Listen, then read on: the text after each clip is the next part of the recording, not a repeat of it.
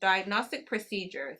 Bone marrow aspiration biopsy is used to diagnose aplastic anemia, right? And so basically, what is aplastic anemia? Basically, your bone marrow produces red blood cells, white blood cells, and also platelets. So if you have aplastic anemia, you don't have any of those things. And so what you would do to figure out if there's any issues in that area, you would just get a needle, go through the bone marrow, withdraw it, and see what is available. All right, keep on going. Patient-centered care.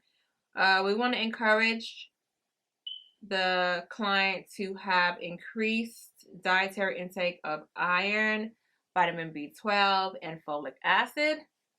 We want to monitor the oxygen saturation, because if you don't have any of these things, then you're going to have decreased these are the ingredients to make red blood cells. So if you don't have your iron, you don't have your oxygen, and you don't have your folic acid, then you haven't made your red blood cells, and therefore we're at our O2 risk, right? Less oxygen. So you want to check that O2 stat definitely to see if it is adequate.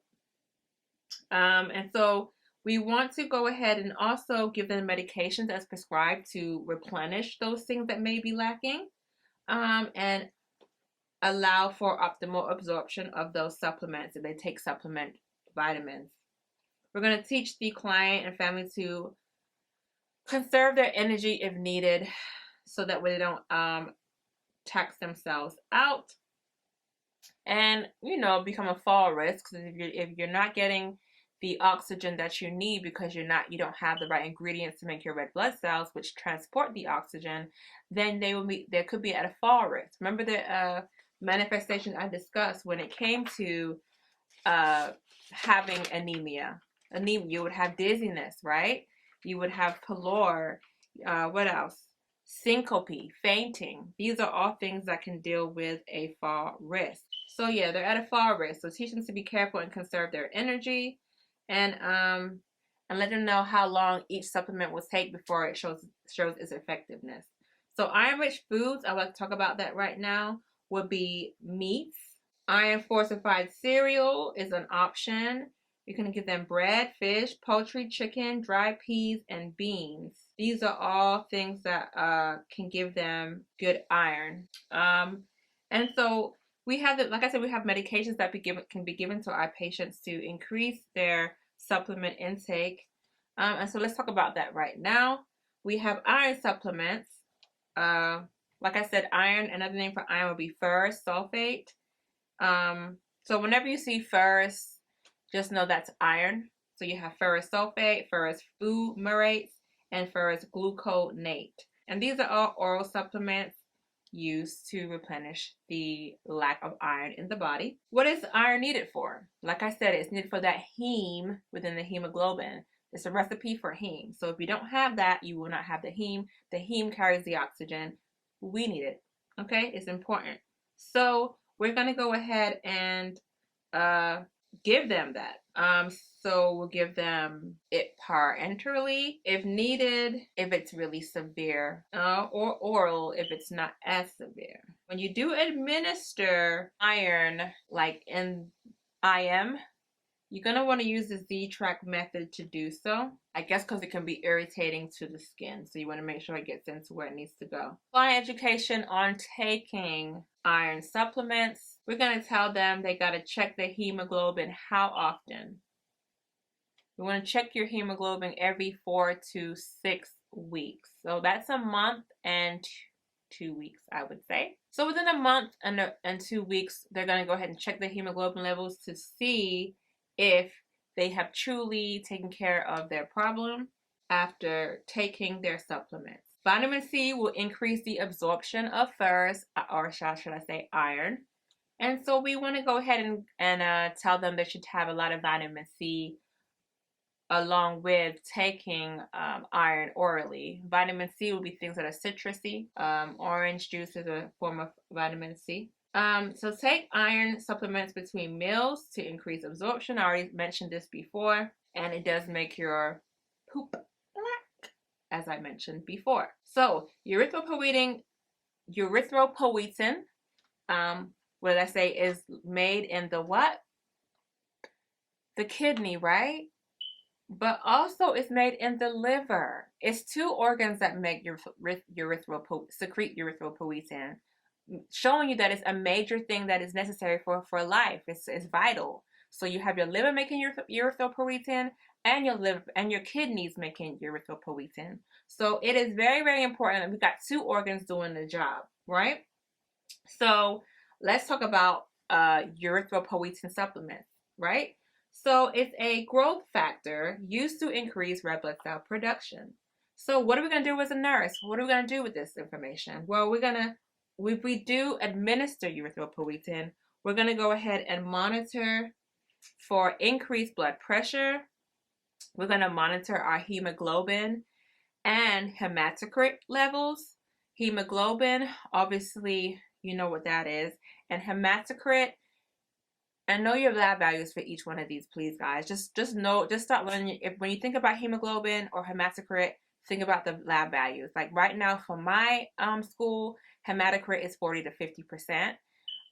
Every time you see those names, register the lab value with it. So that way within the third semester, those lab values should be like easy, because those are easy points you should get right on your test. Like you don't want to miss a question over a lab value. That just sucks, because you know we got to do so much critical thinking. That one is just given to us and we should go ahead and take it. So we got to monitor anything to do with the blood. So you're going to monitor the hemoglobin, right? You're going to monitor the blood pressure, of course.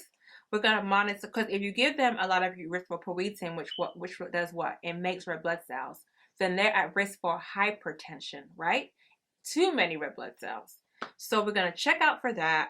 We're going to check for the hematocrit level. Hematocrit is the percentage of red blood cells in the blood. If you give them too much erythropoietin, then that hematocrit level will definitely increase. We're going to check this 2 times per week. So 2 times within a week, we're going to check the hematocrit level. We're going to monitor for cardiovascular events if the hemoglobin is increased. So you're going to check the heart to make sure it doesn't affect that as well. It says here, monitor for cardiovascular events if hemoglobin increase is too fast, greater than 1 gram in 2 weeks is too fast. So you don't want to give them anything more than 1 gram in 2 weeks. So know that. And client must have hemoglobin and hematocrit checked twice per week until its target level is reached.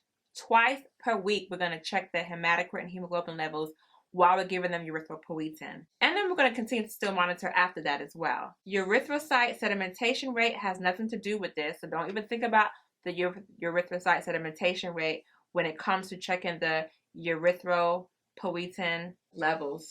Okay? All right, so I wanted to mention that frequent blood transfusion can cause iron toxicity. It's called hemosiderosis. It can cause hyperkalemia, too much potassium. Stored blood releases increased potassium when hemolysis occurs. So let's say you're giving a blood transfusion, it's the wrong blood type, hemolysis occurs. Well, hemolysis means that the sodium potassium pump is not functioning well and is leaking out a lot of potassium. Therefore, you will have increased potassium in the blood, causing hyperkalemia. So they're at risk for seizures. Also, you will have hypocalcemia, low calcium in the blood. And this is because the citrate in the transfused blood binds with calcium, causing it to be excreted. Okay. So that's what it is. So you would have low calcium in the blood due to the fact that you are peeing it out, because it has a high affinity to citrate, which is part of our component in blood transfusion. So we need to watch out for that. And this stops the coagulation system from clotting. So it can also cause hypocalcemia because the citrate in the transfused blood will bind with calcium and cause it to be excreted in the urine. So therefore our calcium levels will be low due to us excreting it out with the citrate during the blood transfusion. Hyperkalemia, like I said, will occur if we have hemolysis, which means wrong blood type. If y'all hear that noise in the background, that is just somebody working on the yard. All right, so now we're moving on to vitamin B12. Yeah, vitamin B12. Okay. Vitamin B12 does two main things. Number one, it's needed to convert folic acid, which we need for red blood cell production. Also, mothers who lack folic acid in their diet will have babies with spina bifida, which causes that spine not to be developed well, because it's essential for our neural system as well, for our developmental system as well, and genetic makeup. So B12 helps two things, which is basically it converts our folic acid that is needed for red cell production and for regular development to change into its active form.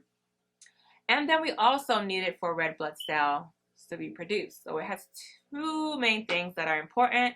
Because folic acid is important, we need it to be activated with B12, and we need our red blood cells to give us our oxygen.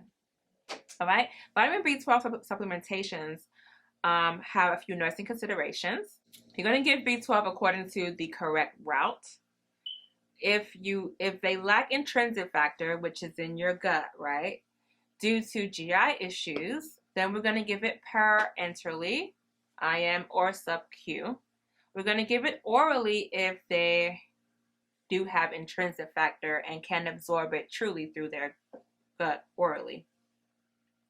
If they don't make intrinsic factor or have malabsorption problems or malabsorption syndrome, then they're going to have to take B12, IM, or sub-Q for life, as in they're not making intrinsic factor in their gut to absorb that B12, so they therefore have to get it some other way throughout their entire life, because if you don't have intrinsic factor, it's not going to miraculously start working out of nowhere, okay? And so they will do this monthly. I guess they'll get their B12 supplementations monthly. Folic acid supplements nursing considerations. So what would the nursing considerations be for folic acid supplements? We're going to go ahead and give it to our patients orally if they have intrinsic factor, and parenterally if they have malabsorptive syndromes or they don't, or lack intrinsic factor. Large folic acid can mask vitamin B12 deficiency. I put here too much folic acid will use up all of B12 to turn it into its active form. Large doses of folic acid can mask B12 deficiencies. So you don't want to give them too much folic acid. Just everything has to be done in moderation. Large doses of folic acid will turn urine dark yellow.